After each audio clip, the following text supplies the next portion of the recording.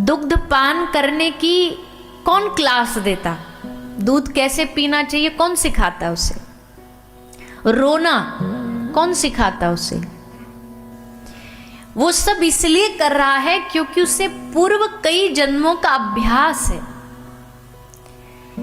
ईर्षा, ईर्षा भी बालक के भीतर होती है। कैसे?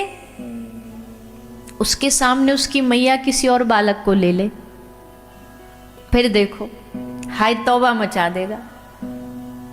नहीं हम ही है तुम्हारे, हमें को गोदी में लो। ये दुर्गुण या गुण दोनों ही, ये उस बालक में जो अभी 2-4 महीने पहले जन्म लिया उसमें उसने सीखा कहाँ से? बोले भैया ये बॉडी न्यू ब्रांड है पर ये आत्मा नई नहीं है, ये तो कई हजारों वर्षों पुरानी है। कितनी बार यही, जैसे घर में कोई बच्चा जन्म लेता है ना तो लोग बड़े खुश होके बोलते अरे एकदम अपने दादाजी पे गया है, जो बरसों पहले चले गए उनके जैसा चेहरा होता। तो बोले दादाजी पे गया, अरे दादाजी पे नहीं गया, दादाजी ही अब दोबारा पोता बन करके आए। क्यों?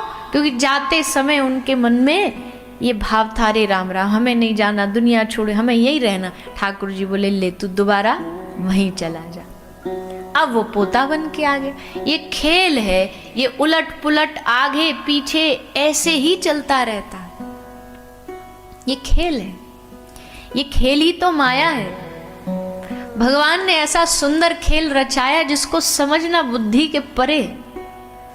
कब कौन कहां कैसे जन्म ले रहा है, कहां जा रहा है, किसी का कुछ नहीं पता।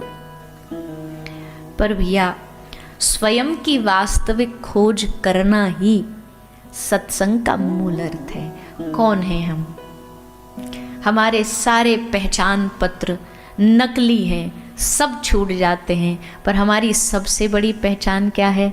हमारी सबसे बड़ी पहचान है कि हम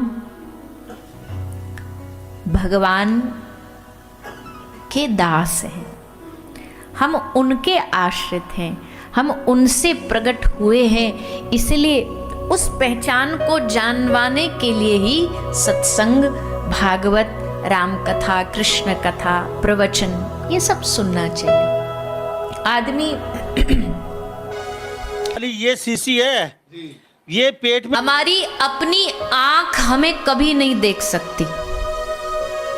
हमारी अपनी आंख सारी दुनिया देख सकती है। हमारी आंखें, मैं आपको देख सकती हूँ, खंबा दिख रहा है, ये पंखा दिख रहा है, ये माइक दिख रहा है, लेकिन अपना चेहरा नहीं देख सकती अपनी आंखें।